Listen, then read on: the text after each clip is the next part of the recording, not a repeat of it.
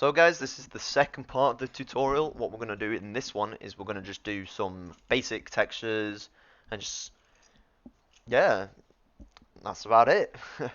So first we want to delete this layer 1 because it's basically useless. We're not going to need it. And we're going to load up our references. So we could use Photoshop for that, we could use PureRef for that, we could use anywhere you've got your references. Just load up my references, there we go. Cool.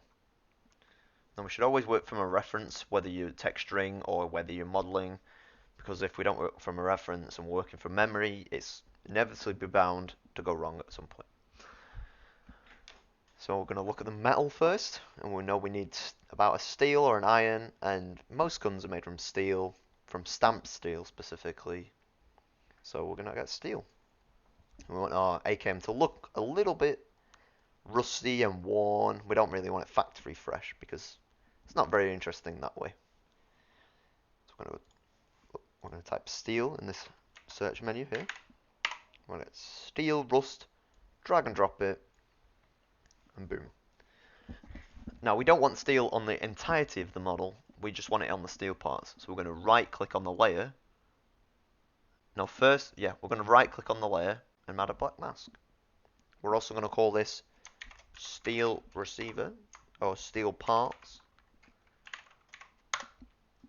Cool. I'm going to go up to the top left or wherever these icons are. I'm going to choose this one, which is polyfill, polygon fill. I'm going to go down to fill mode, and we're going to just start highlighting the metal parts.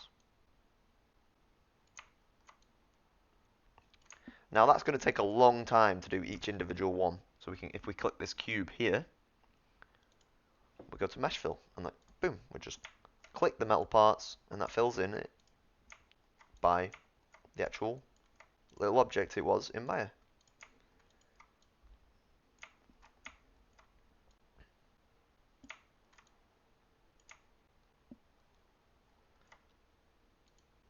Oh, so obviously we wanted to select the very end of the rifle, because in our reference this is what we've got.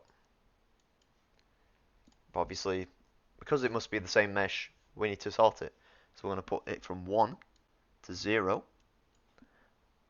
I'm going to go back onto that little square, the polygon fill. We'll just select these faces. Oh wait, no we're not. We're going to select these faces.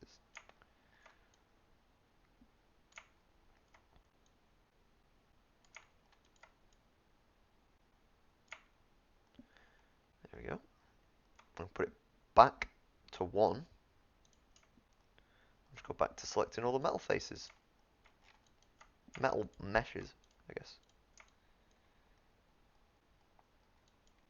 Just making sure we'll be nice and accurate with it.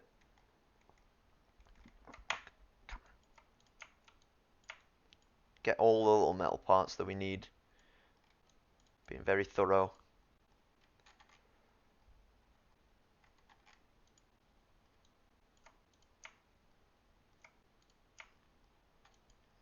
Taking our time with it, but at the same time being relatively quick.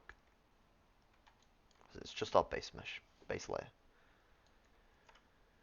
And there we are. That's the metal of the base metal layer.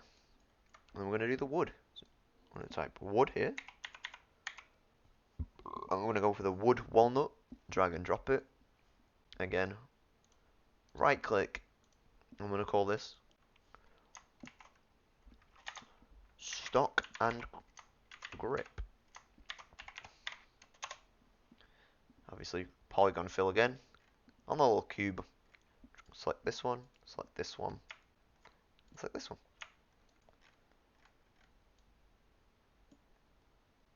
And there we are. And it didn't select the metal this time because it's essentially like Photoshop layers. It's underneath. And unfortunately I've missed that little bit, so we're going to go back onto our steel parts, back onto the polygon fill, and just quickly select them all.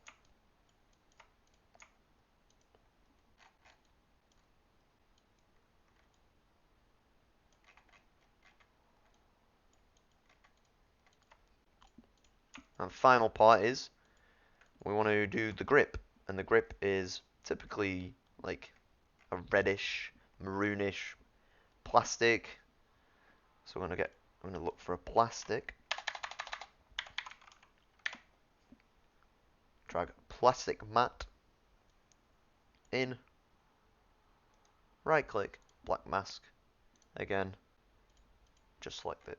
And obviously we don't want it to be blue, we want it to be a little bit more maroon. I'm gonna put it all the way up to red, make it a bit darker, and just mess around with it basically until we get a colour that's close to what we want.